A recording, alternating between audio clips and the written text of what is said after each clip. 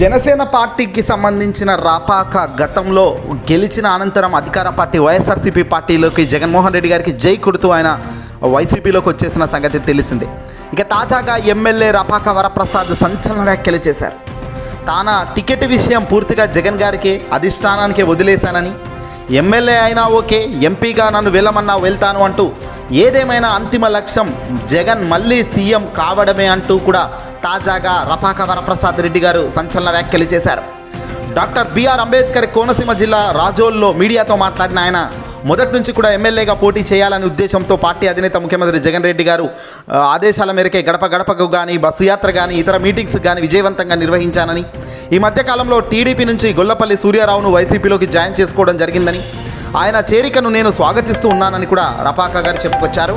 అయితే టికెట్ విషయంలో నిర్ణయం అధిష్టానందే ఫైనల్ డిసిజన్ అని, నేనేం ఎవరిని ఒత్తిడి చేయనని, సీఎం జగన్ ఎలా చెబితే అలా నడుచుకుంటాను, ఆయన సైనికుల్లో ఒక సైన్యాన్ని నడుపుతున్న అధినేత జగన్ గారి వెంటనే నడుస్తానని తప్ప మరో ఏ ఇతర ఉద్దేశం లేదని, ఇక పవన్ కళ్యాణ్ ఓటమి ఈసారి కూడా తథ్యమన్నారు రాపాక వరప్రసాద్ రెడ్డి గారు.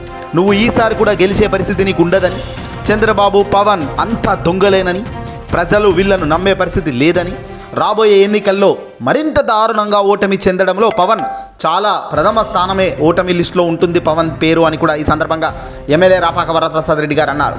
మంచి మనసు లేదు, ప్రజలకు ఏదైనా చెయ్యాలి అన్న తపన లేదు, కేవలం పొత్తులు, జిత్తులు, ప్యాకేజీలు తప్ప చంద్రబాబు పవన్ పొత్తులో ఏముంది అంటూ కూడా రాపాక గారు అన్నారు.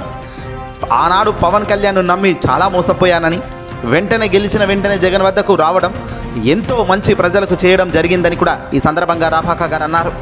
మరింత ప్రజలకు దగ్గర కావాలన్నా, మరింత చేరువు కావాలన్నా వచ్చే 5 ఏళ్లలో మళ్ళీ జగన్ గారు అధికారంలో ఉంటేనే ప్రజలకు మంచి జరుగుతుంది తప్ప ఈ దొంగల పార్టీలు, దొంగల వ్యక్తులు కాదు అని కూడా ఇక్కడ రాపాక గారు అన్నట్టు తెలుస్తుంది. ఏదేమైనా అంతిమ లక్ష్యం ముఖ్యమంత్రి జగన్ ఏది చెబితే అది చేసుకుంటూ ముందుకెళ్తానే తప్ప ఇతర కోరికలు నాకు లేవని, తను కేవలం ప్రజల్లో ఉండాలి, ప్రజల కోసమే జీవించాలి, ప్రజల కోసమే కష్టపడాలన్న తపన తప్ప మరొకటి లేదు అంటూ కూడా రాపాక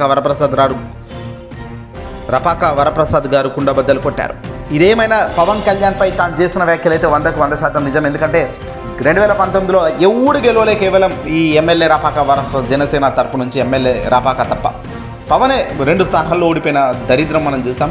ఈసారి అది కూడా జరుగుతుంది, మళ్ళీ ఓడిపోతాడా అని కూడా రాపాక అంటున్నారు. చూడాలి మరి ఏం జరుగుతుందనేది.